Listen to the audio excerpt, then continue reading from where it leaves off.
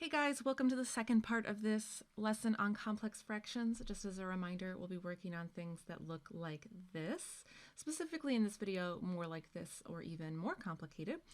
So remember, take notes and try the examples. That's going to be the most beneficial for this video, and there are free guided notes available.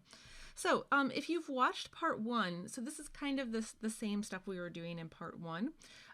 So I want you to kind of warm up and try a couple of these examples. So go ahead and hit pause and then hit play when you're ready to try these out. So what we talked about in part one is that you have to first find the LCD of all of the fractions that you're looking at. So in this case, the LCD here would be x squared y squared, and then you're going to multiply each part of this complex fraction by the LCD. So let me get rid of this a here and let me just go ahead and write that out. So I've got x squared y squared. I'm going to multiply x squared y squared. So I'm multiplying each one of these, x squared y squared, and then x squared y squared. So if you didn't watch part one, and this is totally foreign to you, there is a link to that in the comments, as well as a link to how to find LCDs if you need a review on that. So going forward now, we want to divide each denominator kind of into this LCD that we've multiplied by. So going piece by piece, I've got the x squareds here will cancel out. Moving on, I've got this y will cancel out one of these y squareds. So it's kind of up to you how you want to write that out. Personally, if I'm going to cancel out this y, I'm just going to cancel out all of this so that I can see what I actually need to multiply here. So I don't want to make it too complicated to look at. It's easier for me if I just write out the whole thing that's left over. So same thing over here. So x will go into this. So I'm left with xy squared. And then here my y squareds cancel out. And so then we talked about how the next thing that you're going to do is you're going to multiply kind of what's left. So here I've got y squared plus 1, so this is going to leave me with y squared. Here I'm going to have this 1 times x squared y. It's a little bit of a tongue twister. X squared y. Okay, so that's the top. And then in the bottom, so now I'm going to have 3 times this whole thing. So this is going to leave me with 3xy squared, and then minus 4 times x squared. So this is the key part of this problem, if you ask me, is that you are able to kind of read the work from this. So if there's a different way that you want to write this out or a different approach, this is really the key, and the hardest part is keeping yourself organized. So if what you wrote down didn't make sense, take the time to redo this one more time and do it in a way that makes sense to you so that you don't miss any signs. You can see what you need here. So try this again if you need to, and just make sure that this is what you get. Now, if you want to try to see if you can make any cancellations, basically what you want to do is factor this as far as possible. So in the top, I can see that I can factor out a y, so that's going to leave me with y minus x squared.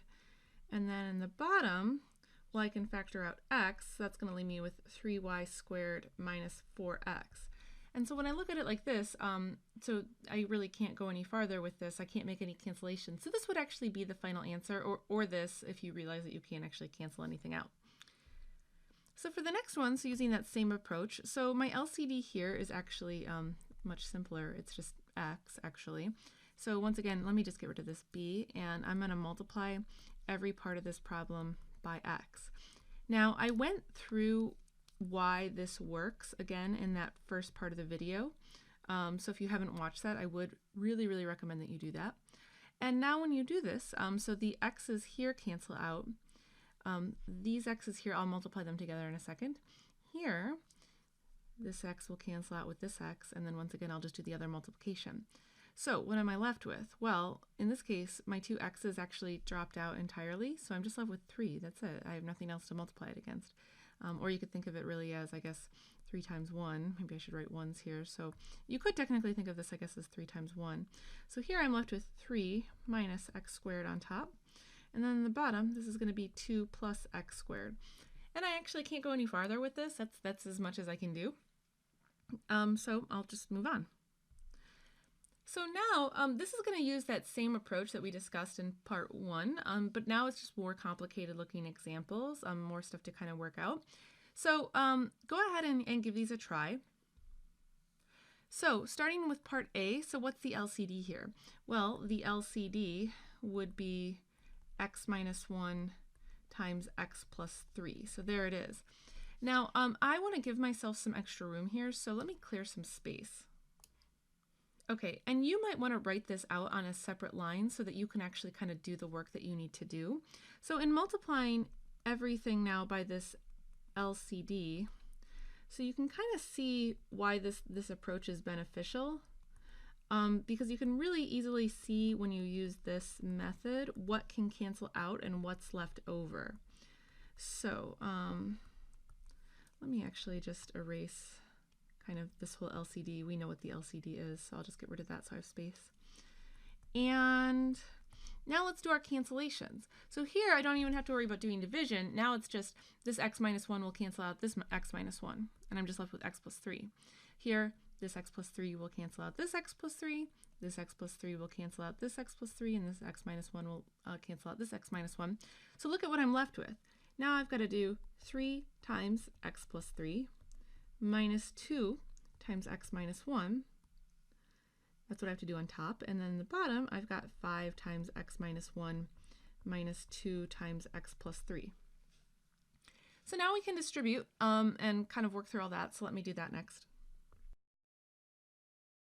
And so from here, you'll go ahead and collect your like terms. So I'll write that up over here. And that's as much as you can do with this one. So you cannot cancel out any 11s or x's. You can't factor anything out of the top or bottom evenly. So this is as much as you can do. So that would be the answer for this one. Okay, so moving on to this one. So here my LCD is going to be x minus 2 times x plus 5. So once again, I'm going to make some space for myself so I can go ahead and just multiply that all out. Okay, so like I said, so it's going to be x minus 2 x plus 5. So I need to multiply each part of this by that. And so once again, I can make some cancellations. So this x minus 2 will cancel out, this x plus 5 will cancel out, this x plus 5 will cancel out, and this x minus 2 will cancel out. So then I'm left with this.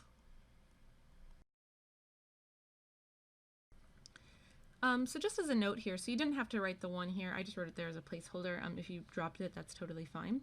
So now I need to distribute, so let me do that. And next I'll collect my like terms. And so that's as far as I can go with that one, so that would be the final answer. Okay, so now for this next one, I actually want to go through this one with you because this tends to be a very tricky type of problem, even though it's the same technique. So first things first, what would the LCD here be? Well, the LCD would be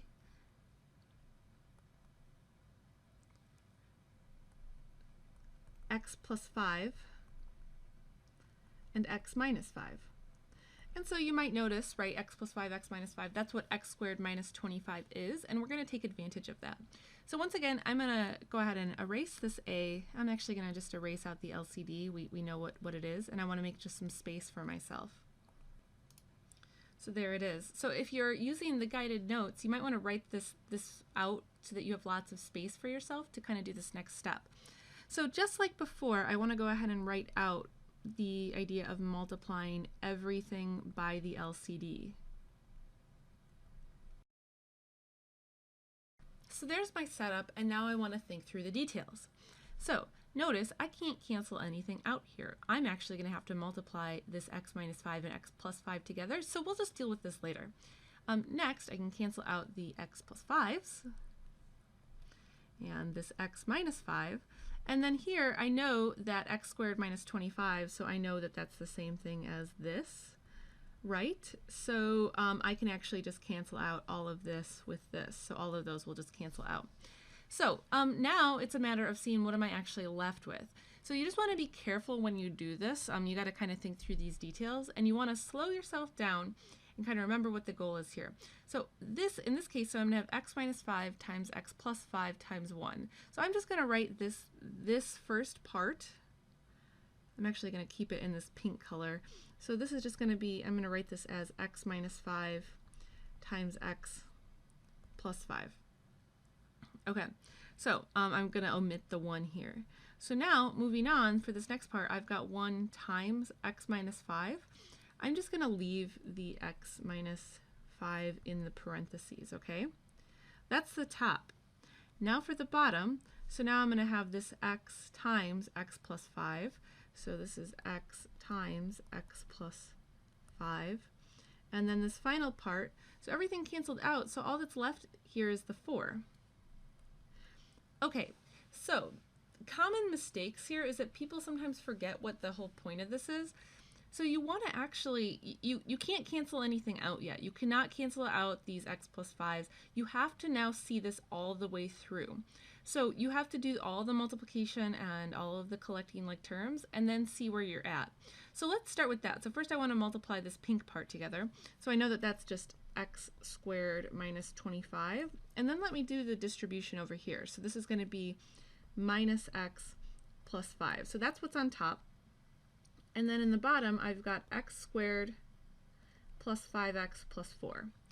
Okay, so now up here, I can actually simplify this just a little bit more. So let me do that. So let's see, I'm running out of space. I'll write this over here.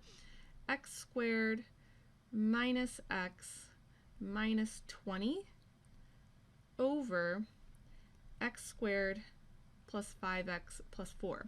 So your goal here is to simplify the top and the bottom as far as possible. And now that we're here, now what do you notice? Well, you actually can simplify this a little bit more, right? So I can factor the top and bottom. So let's do that. So the top will factor as x minus 5, x plus 4. And the bottom will factor as x plus 4, x plus 1. And so now check this out. The x plus 4s will cancel out, right? So let's see, I've just run out of all sorts of space. Let me just clear a little bit of space over here so I can write out the final answer. So should have planned out my space a little bit better. Sorry about that. So the final answer then will be over here, and it's just going to be x minus 5 over x plus 1. So these are definitely trickier problems. A lot of times you will actually run into this thing where you have to actually cancel out stuff. So I have 2 more of these for you to try. So go ahead and pause the video and give them a try and hit play when you're ready. So for this one, so my LCD here is going to be x plus 4 and x minus 4. So per usual, I'm going to go ahead and just move the problem so I have some extra space. So give me a second to do that. And now I can go ahead and do this x plus 4, x minus 4. So I'm multiplying every part of the LCD by every part of this problem. So let's see, going ahead and doing that. Okay, and so let's go ahead and kind of figure out what we've got to do. So it's the same thing as the last problem, right? So nothing for me to do here. This x squared minus 16 is going to cancel out all of the LCD and cancel out my x plus 4's here and my x minus 4's here. So now let's see what we're left with. So I have to do x plus 4 times x minus 4 plus 12 divided by x times x minus 4 minus 6 times x plus 4. So now let me go ahead and just distribute and multiply everything out. So here's what I'm ultimately kind of left with. So if I collect my like terms, this will turn into. And now I can factor the top and bottom once again. So let me do that. And so in factoring this, I can see that the x plus 2, so once again we run into this thing where the x plus 2's cancel out. And once again I'm all out of space, so let me clear kind of this whole area off. And so then my final answer will be x minus 2 over x minus 12. Okay. So one more problem that kind of works like that. So here my LCD is going to be x minus 2 times x plus 2. So once again, I'll clear off some space and then multiply everything by that. So now let's see, I've got x plus 2, x minus 2. So let me do that all over.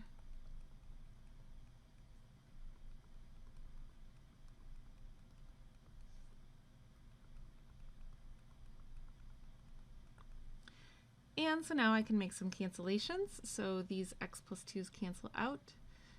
These will cancel out entirely. I've got the x plus 2's here, and then there's nothing for me to cancel out here. So let's write out what we're left with then. So now I've got really x minus 2 plus 4 over 3 times x plus 2 plus, so I've got this x plus 2 x minus 2. So once again, I will go ahead and distribute.